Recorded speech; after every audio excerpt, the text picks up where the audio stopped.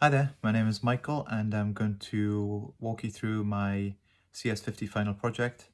Um, I'm actually currently work as a web developer and I took the course mainly to fill in the gaps on the fundamentals, things like C, which I've never touched before, and memory and things like that. I found the course very interesting, but my final project is web-based, something I already know, and what I did was took a project from a client and worked all the way through it after having completed the course.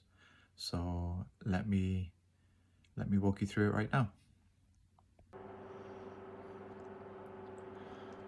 Okay, so what I've done is decided to develop a website, both the front end, which is what the customer, the client would see, and the back end for the administrator to manage.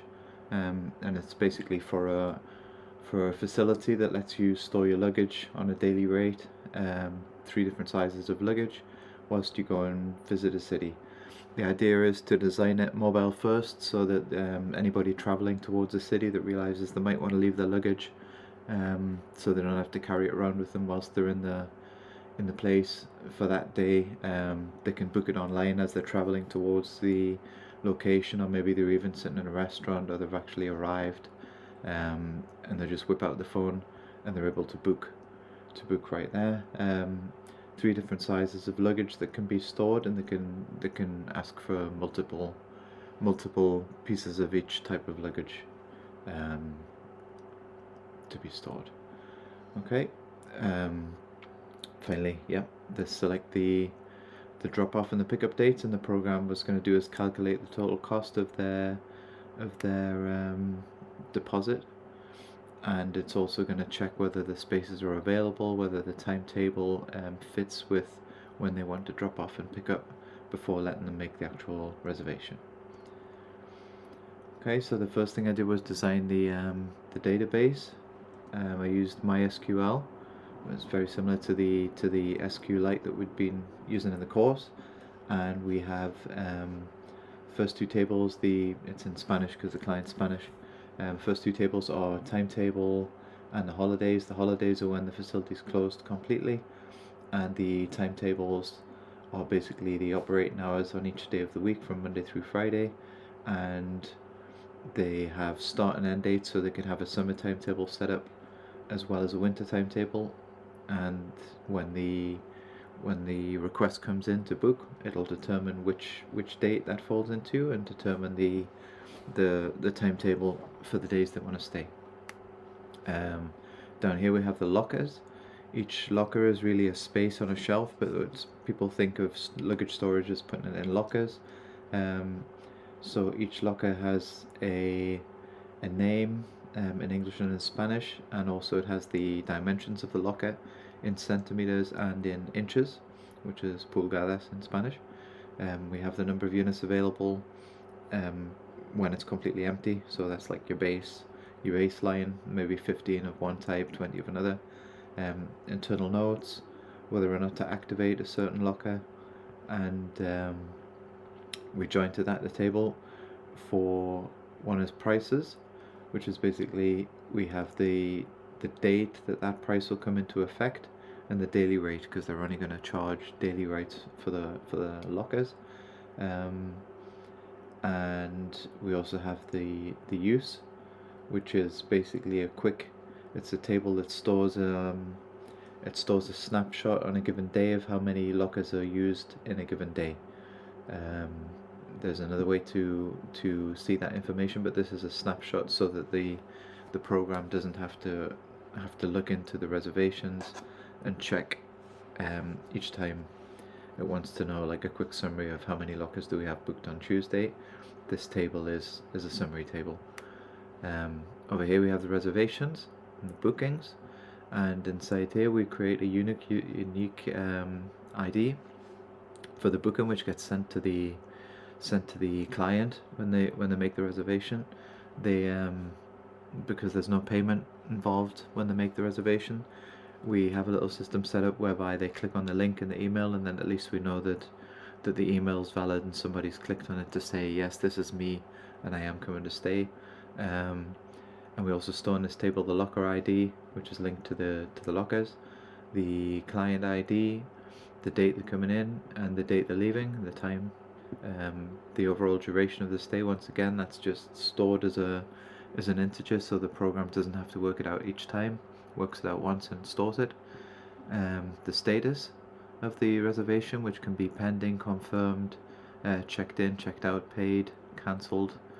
The total amount for the reservation, the the the amount that's estimated based on the information, and then the final amount, which is based on the actual real check-in and real check-out time. That table's linked to a joint table which holds the reservation ID, the locker ID, and the number of each locker, because they can book up to 3 different types of lockers and several units of each type. So that's stored in this table here. And the table here, ingresos, which is the income, or the money paid by the client.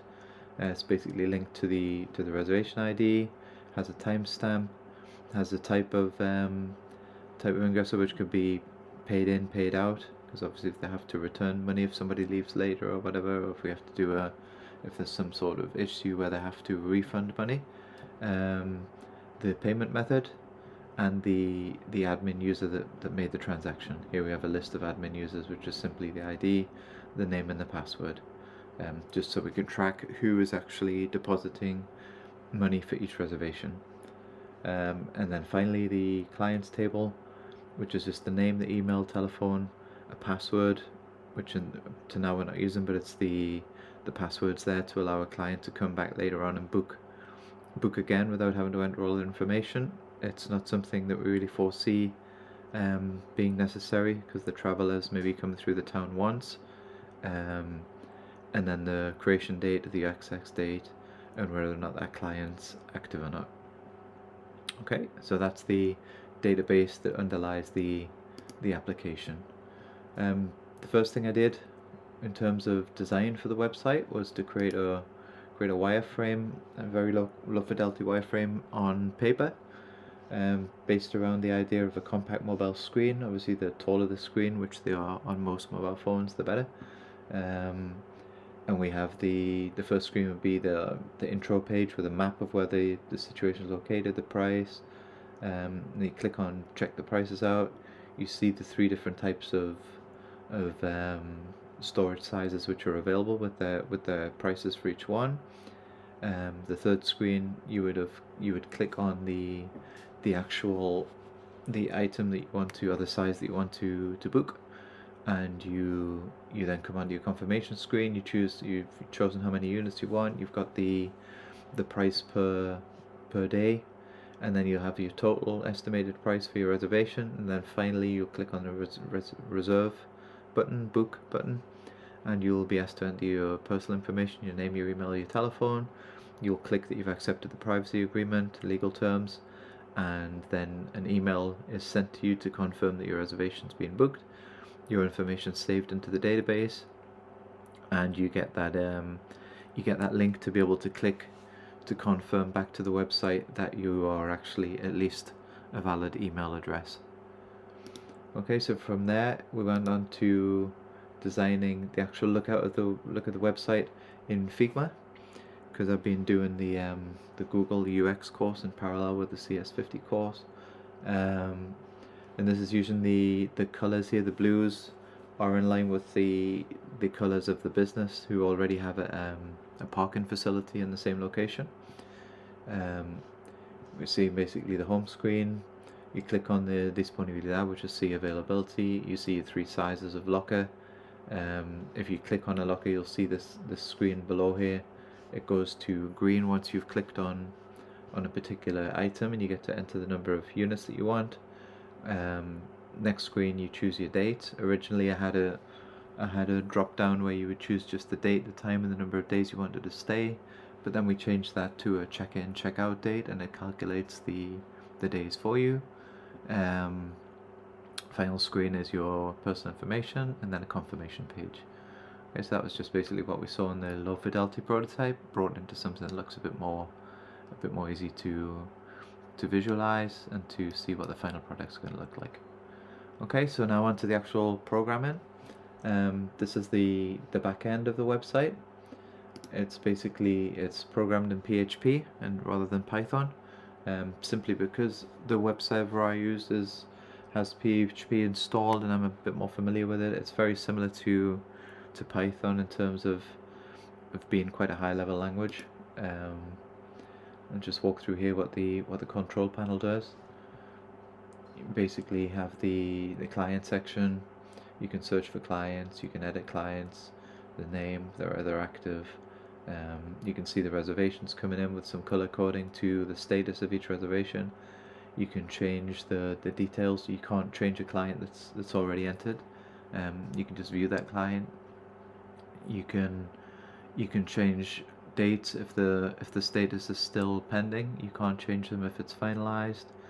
You can adjust the units at any time, and what we're generating here is a ticket code which is printed on the checkout ticket for the client, which indicates A, B, and C are the 3 different zones of the storage and the number of units in each one. So it helps when they come to pick it up, they hand in the ticket and the person knows where to look to pick it up.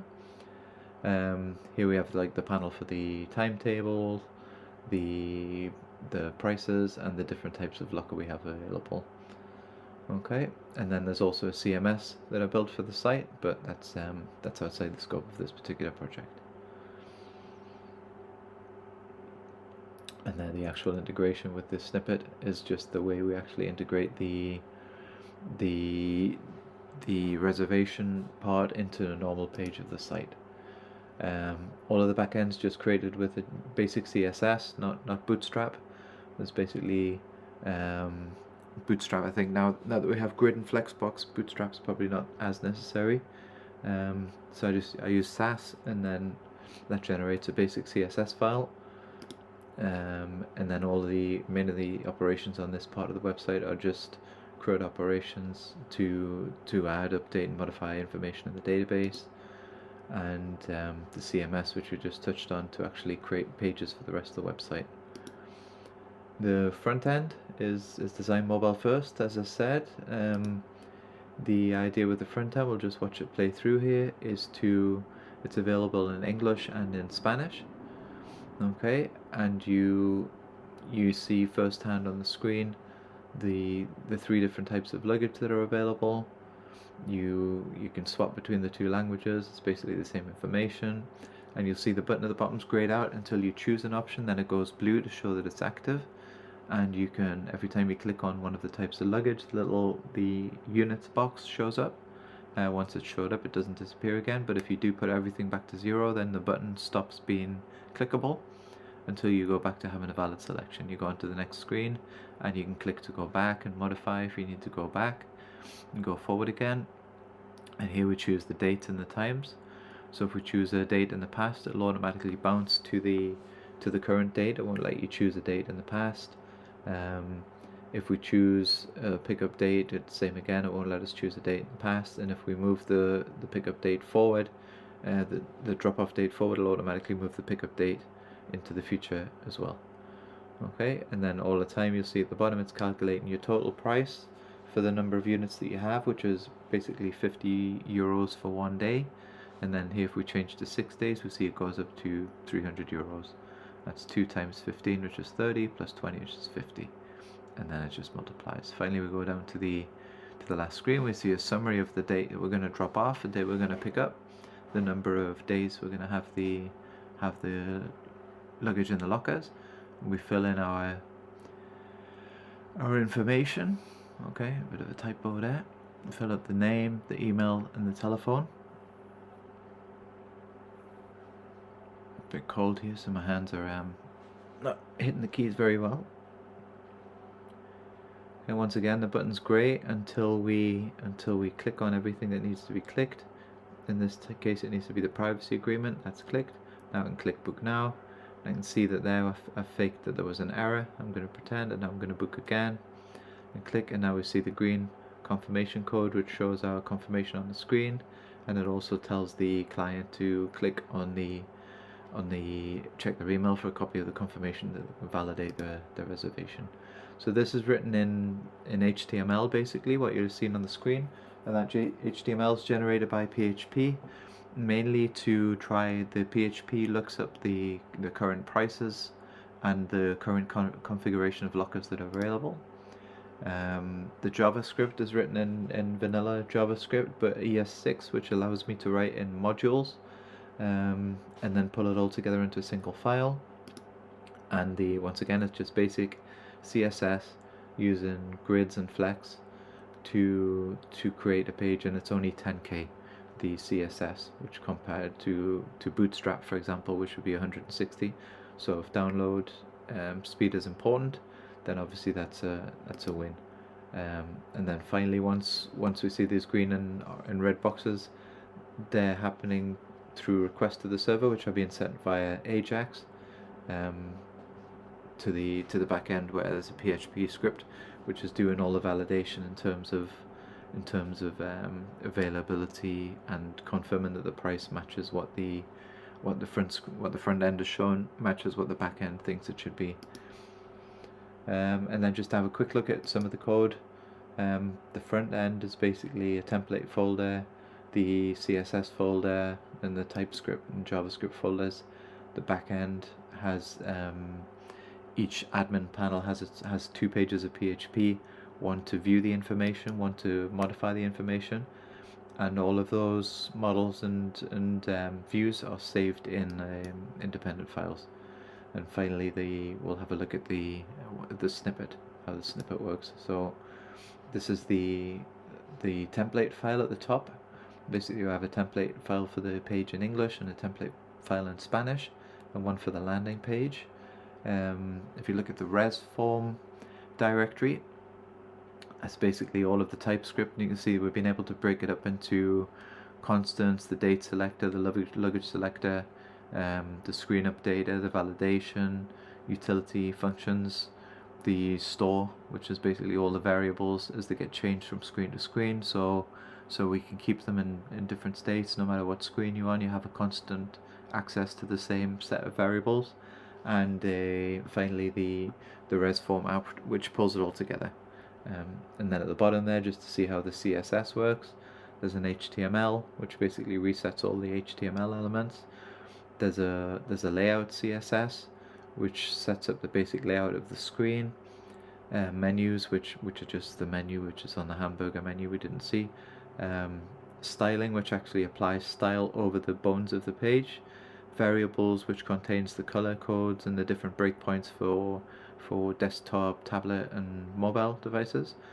And wireframe, which sets up the actual structure of, whereas layout will set up the margin, the padding, the structure of different elements. The wireframe sets up the overall structure for each page, and all those SCSS files get pulled together, and they create one file, which is the main.css you see at the bottom.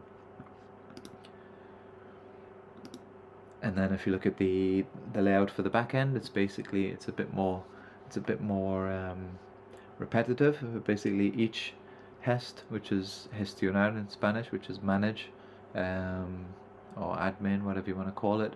You'll see there's one for each table in the database. So we have, for example, hest holidays, which would manage the holidays table, and hest holidays do, which actually does the operation of adding, editing, or deleting, and then returns back to the holidays page, which has the form on it, and it has the list page as well.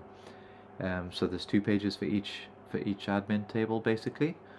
And then if you look on the right hand side, you'll see we have a folder which is CDW web, which basically has the models, which contains the code to connect to the database and carry out the queries. Traits, which are just helper type functions, although there is a folder called helper which also has helper functions. Traits are used in different files repeatedly, so you have put them in one location, which basically things like validation, constants, date, rendering, form elements, things like that. And the views, which will actually give you the views of the list tables, is what I mainly use it for. When there's a repetitive list of like 15 items from a database result, I use the views to draw out the tables. Okay, and then we'll just have a quick walk through the snippet now, which is in PHP. So basically the first two blocks of code are the dictionary, which lets us change the language from English to Spanish depending on how we go into the page. We use a database lookup to find the names of the lockers which are active and the current prices and the dimensions of each locker. And then I use that to draw 3 different, or however many there are, storage options, which is the first screen, and storage summary, which is the second screen, which are those little blocks of with the icon of the suitcase in it and the prices. And then this is the HTML snippet which is drawn on the screen, which basically has 4 steps of the application. Step 1 is the choose your locker. Step 2 is validate the locker and choose the date. So you see a date block coming in here, and a summary of the price up to that stage.